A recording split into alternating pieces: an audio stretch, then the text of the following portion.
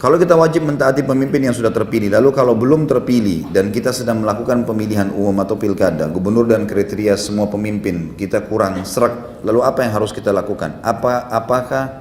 Lalu apa saya harus memilih? Terus nanti kalau yang terpilih dia lagi, dalam kurung Ahok,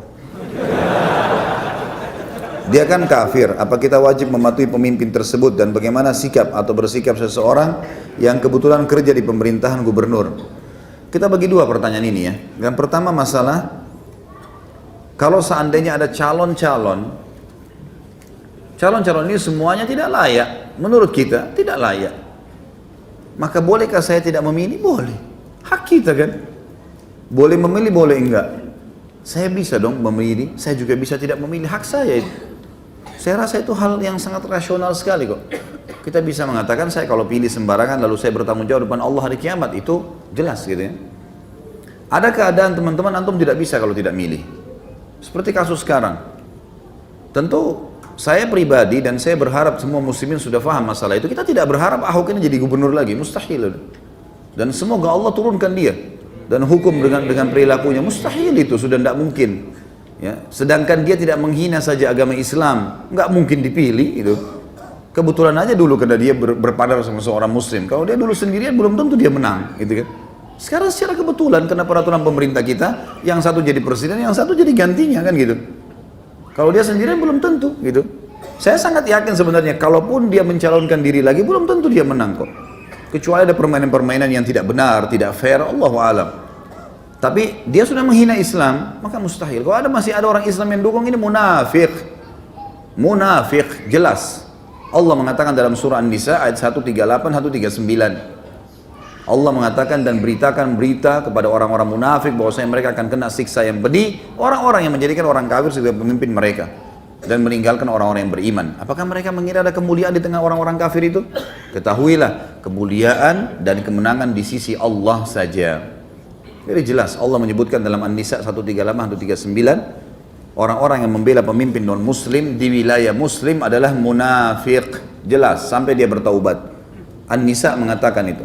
Makanya saya ingatkan An-Nisa 138, 139, kembali ke ayat itu. Siapa orang tanya, ada yang bela pemimpin ini, tunjukkan ayat itu. Tetap dia tidak mau, ya Anda munafik. Allah yang berfirman. Mau marah terserah, silahkan marah. Ya.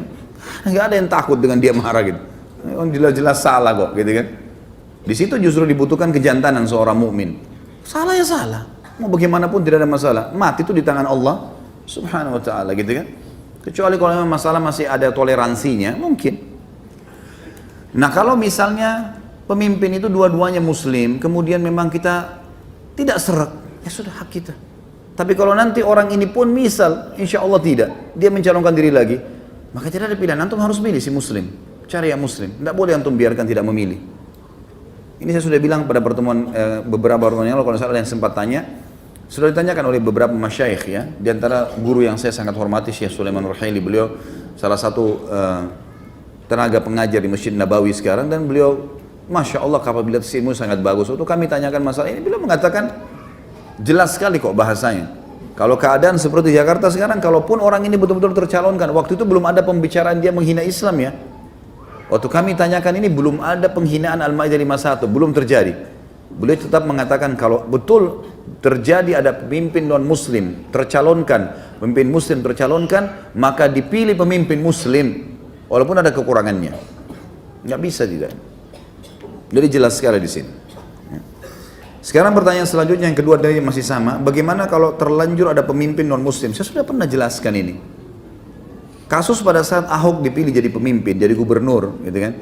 Selama dia belum menghina Islam, saya yakin kita tahu semua. Ada di antara ulama-ulama kita atau dai-dai kita yang mengatakan berontak lawan Ahok sebelum dia hina ya, nggak pernah kan? Nggak ada sama sekali. Nggak ada ustadz-ustadz bicara, nggak ada dai yang nyalain. Sesuai dengan hukum Allah kita patuhi. Yang tidak hukum Allah tidak sesuai kita tinggalkan. Sekarang kenapa kita ribut masalah ini? Karena memang dia menghina Islam, sudah lain ceritanya. Jadi kalau ada pemimpin non muslim, baik itu dengan cara penjajahan, seperti waktu Belanda datang merampas Indonesia, gitu kan? Kita nggak punya kekuatan untuk melepaskan diri. Suku Tatar waktu datang menghancurkan khilafah Abbasiyah di Irak, membunuh banyak muslimin, banyak ulama, buku-buku semua dibuang di lautan, ya, sampai lautan itu berubah menjadi warna tinta semuanya, gitu kan. Kemudian banyaknya bangkai kaum muslimin yang dibunuh sampai puluhan ribu pada saat itu, dan mereka berkuasa. Maka tidak ada kekuatan kaum muslimin pada saat itu, dibiarkan mereka memimpin.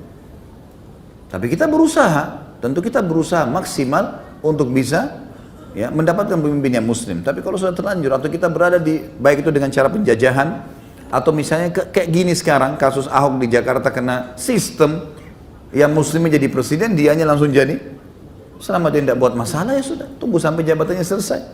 Karena tidak mungkin kita bangkang sama pemerintah induk yang memang kita dilarang untuk keluar, kecuali memang kita dilarang sholat, ya.